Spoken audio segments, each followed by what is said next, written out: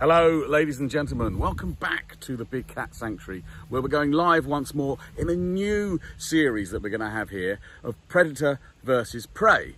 And we're going to be joining with our sister park, Paradise Wildlife Park, where those guys will be showing you some of the prey that some of our amazing predator cats here might encounter out in the wild. And we're joined again by the lovely Dan. Say hi, Dan. Hello everyone. Hello, hello. And today the first predator that we're going to focus on here at the Big Cat Sanctuary before we go over to Paradise Wildlife Park is the jaguar.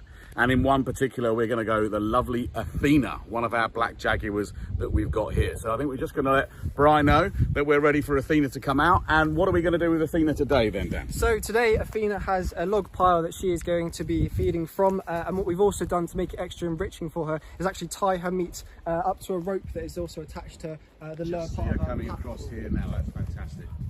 Here she is. Amazing. So we're focusing on predators here. So let's just talk to us, Dan, a little bit about Athena.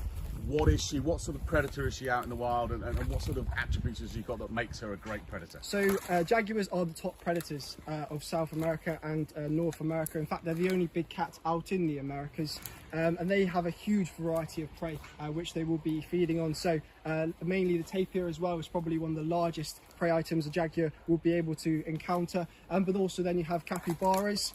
And then if you're looking into the treetops, which they are more than capable of climbing up into, they can eat birds and sloths. And finally, one of the also important ones is the caiman crocodile. Actually is quite a large species of jaguar, a large species of prey that the jaguar will be able to take down.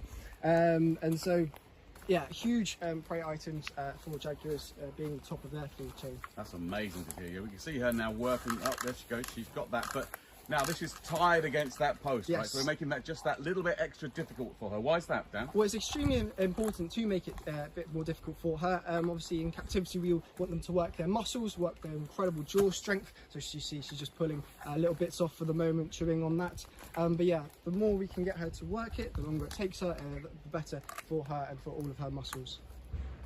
Fantastic. We'll see her chewing away on there. So Dan, I mean, you talked about you know, a cat like Athena out in the wild taking down the tapir, which is a large mammal. So what sort of techniques will a jaguar use as a predator? Well, they will be using kind of an ambush technique, and so we saw Athena slightly stalk her way over here, something she's very well known for here at the sanctuary as well. So they can drop down from the treetops on top of their prey, but they can also kind of hide in the shadows and leap out over them as well. You'll see as well with her coat, it's very helpful for her to be leaping out from the shadows onto her prey. And they do kind of kill their prey in a bit of a different way to some of the other big cats, and so tigers and lions are quite well known for going for the throat of their prey, whereas jaguars just kind of crush the skull from behind. So it is a very impressive hunting technique that they do have. That's amazing. That's one of their adaptations. Their bite strength is one of the biggest, right? It is, in fact, the biggest, yes, of the big cats. So a couple of weeks ago we talked about Ngosi's strength. He has about 800 pounds per square inch of bite force. Athena has almost 1,500 to 2,000 pounds per square inch of bite force, and so that is, yeah, the largest of the big cats in terms of strength. And it's great you mentioned there, actually, with the sunlight going across, you can see her markings underneath that black coat. There's a particular reason why that coat is black, and as you say, it's still, she's allowed to get camouflage. So how does that work? It's an amazing adaptation for them. And so there's different benefits for this black coat. One study actually in 2017 showed that in the darker parts of the Costa Rican rainforest, 25% of jaguars are this black coloration in comparison to normally about 10% are this colour. And it's just because obviously in the dark, the prey items, the last thing they're going to see is probably a pair of eyes looking at them as Athena does jump on top of them. Whereas, yeah, in the other parts of the rainforest, you're more likely to see the rosetted coloration. And also it helps for thermoregulation. So if she's in the shady parts of the rainforest, it's beneficial to be this colour, and she will stay nice and warm as well. So a nice close up there of her tugging away at that piece of meat there that she's trying to get hold of. Hear the bone crunch as well. That's that intense jaw strength that she has.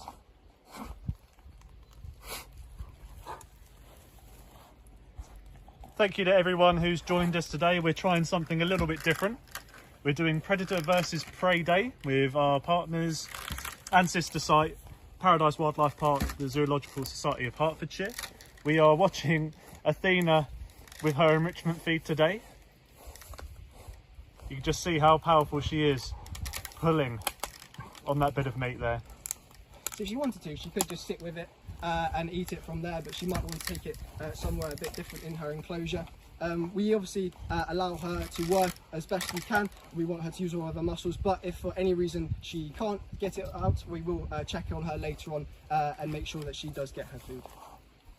So let's talk a little bit more about Athena as a cat, maybe. Yes. I mean, some people might know Athena. You may have adopted Athena at home. If you haven't, then there is a chance to do that. We can adopt all of our cats, in fact, and help with their welfare, their enrichment. Go onto Amazon as well. You can buy enrichment toys and all the things that those guys need. But maybe, Dan, tell us a little bit about Athena's character. What sort of cat is she? Yeah, she's an amazing individual. So she does stalk all of her food when we put it out for her. Sometimes if a keeper walks past, she might even stalk a keeper. She is a very, very intelligent cat.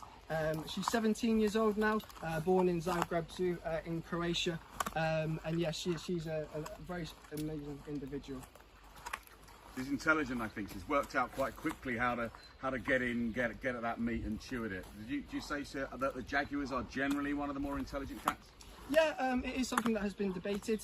Jaguars are very well known for being intelligent. Obviously, in terms of their ambush style and how they take down their food, you have to be extremely smart to be able to creep up on your prey in any kind of predator-prey circumstance. And so, yeah, I would say they are an extremely intelligent species. Generally, say cats as predators. Would you say, you know, they're a successful species across the planet? Are they? You know, they're one of the most successful predators that we've got. They are quite a successful predator. I'm not sure precisely the kill rate of jaguars, but yeah, they are very good at doing what they do. They wouldn't be top of the food chain if they were not impressive predators out in the wild. And so yeah, there's not much out in South America that will stop a jaguar in its tracks.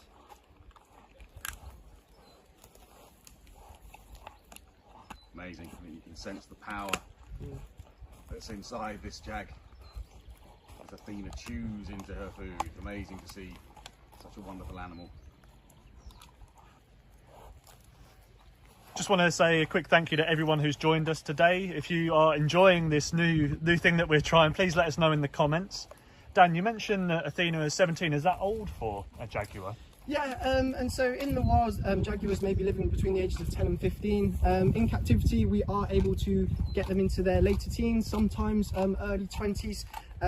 It is obviously in the wild, they're kind of fighting fit until the day they die. Whereas in captivity, we're able to help them with giving them Flextin for any potential problems. And also, but it's important that we do kind of keep them working like this as well. And so that they are extremely powerful, as Athena is right now, all the way into their later ages in life as well.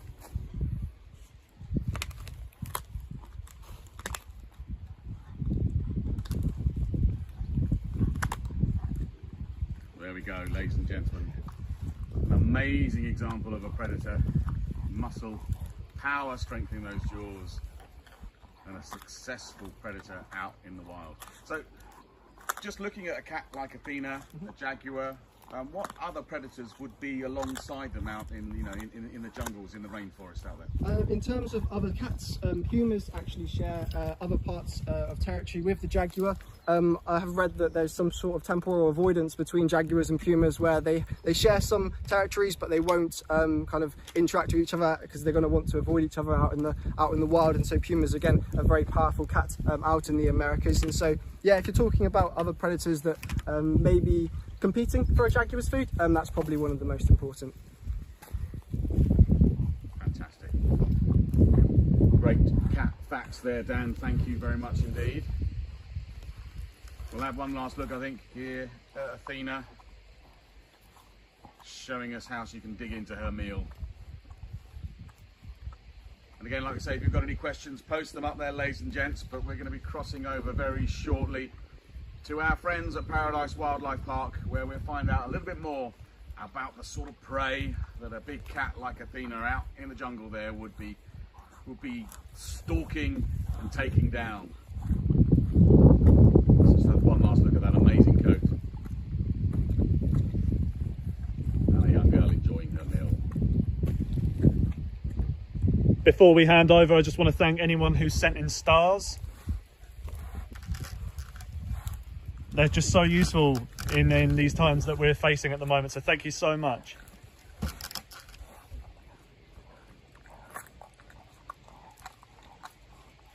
Okay, there we go. Thank you, everybody. It's been marvellous to have you here in our first episode of Predator versus Prey. And of course, now we've got to look at prey. So it's handing over to the guys at Paradise Wildlife Park, where I think we're going to go and meet a tapir. Guys, are you ready for us? Thank you, James. So as you can see, I am here with our lowland tapir here at Paradise Wildlife Park, the Zoological Society of Hertfordshire. Now you can see here we have our two lowland tapirs. We've got the one closest to me. He is our male. He's called Tomoko, and the one that's tucking into the branch there on the other side of him is his daughter, and she's called Tamara. Now I said these guys are lowland tapirs, also known as Brazilian tapirs or South American tapirs, and they're actually the second smallest of the 4 different species of tapirs. Now these guys, as I say, aren't just found in Brazil, so that's also why they got the name the lowland tapir or South American tapir. So they are found in a few other countries in South America as well. Now, so they are the second smallest of all the 4 species of tapirs. The largest is the Malayan tapir, then you have the Baird's tapir, and then you have the lowland tapir, and then you have the mountain tapir. Back in 2013, they thought they found a brand new species of tapir, which would have been a 5th species. But there's just not enough research in that at this moment in time to confirm if it is a brand new species or not. Now tapirs here, they're strict herbivores. So as you can see here, they're tucking in some branches. All of their diet is leaf litter, branches, twigs, leaves, flowers, buds. As you can see here in the trough that we've got on, there's lots of different vegetables as well. So they are known as a herbivore. But they are actually the largest wild land mammal in South America. And so they actually eat so much plant matter, they eat a lot of buds and seeds, and they pass these out in the feces. So they're a really peak of evolution. But unfortunately, being a big hoof stock and a big herbivore, they do actually have some predators. Now, a fully grown healthy tapir like Tomoko here, he weighs in around 200-210 kilos. So there's not many predators that are actually big enough and strong enough to try and take down a fully grown healthy tapir. However, jaguars are actually known to take down tapirs. So there's a few different areas here where tapirs are to protect themselves. So they have this very stylish mohican. Now this is called a mantle muscle. So this actually protects their vertebrae. Now pound for pound, jaguars go for their prey from the back of the neck to try and break the vertebrae of the skull in one bite. So this here is a big solid muscle that if a jaguar was to bite down onto the back of, it's going to protect the vertebrae, protect the skull. It's obviously going to hurt the tapirs but not kill it, and that's going to cause the tapir to try and charge through the rainforest, thrash its body side to side and trying to knock the jaguar off of their back. Now another way tapirs can try to protect themselves against these predators is also they love going into the water. They're known as actually a semi-aquatic animal, and this is one of the reasons why they have this lovely long nose. So as you can see here with Tim, he's moving his nose around, and this is actually called a proboscis. It's a prehensile muscular trunk. Now they can use this as a snorkel. So if they feel threatened and feel like there's any jaguars close by, they can run to the water, lower their body down, and almost try and hide away in the water. If there's a jaguar still trying to hold on, they can lower their body down and try and almost drown the jaguar off of their back to try to escape the jaguar's grasp. But also, these guys can actually run up to speeds of up to 30 miles an hour on short bursts, so they can try to run through the forests before the jaguar even gets sight of them. And they actually blend in very well, even though they're a big brown, big dark animal. In the undergrowth of the forest where these guys come from, they actually blend in nicely, and it can be very hard to actually try to locate them. So it's even harder for the jaguars to try and find them. Now also tapirs, they come from all different parts of South America, from Brazil, Argentina, Guyana, and a few other different countries as well. But in some of these regions, jaguars aren't found, so tapirs' numbers do very well. However, there is another predator that would try to take down a fully grown healthy tapir. And a fully grown healthy tapir here is very hard, but they might try to take down youngsters, or if food source is really hard, sometimes pumas are the biggest predator that is around in the regions that some of the tapirs are found in. So pumas would try, but as I say, a fully grown healthy tapir is quite a big meal and very hard for a puma to try to take down. But youngsters would fall prey to sometimes pumas. About 2% of pumas in some regions where they are the main predator, 2% of their diet is actually been recorded to be around about tapir meat. So that could be, unfortunately, roadkill on the side of the road, Also, an old injured tapir has unfortunately passed away and never actually fed on. But also young tapirs as well. So young tapirs have a few more predators than a fully grown healthy adult. Also anacondas, fully grown anacondas can try and take down youngsters when their babies are first starting to learn how to swim in the water.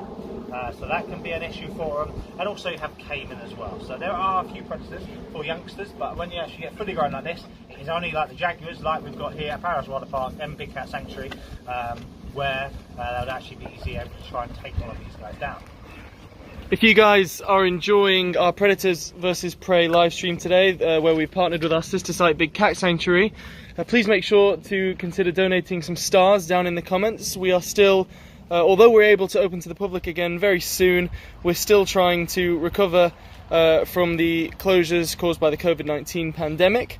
And your stars donations go directly towards supporting amazing animals like these tapir and all of the other animals that we house here at the park. Thank you so much for all of your support so far through all of our live streams and donations.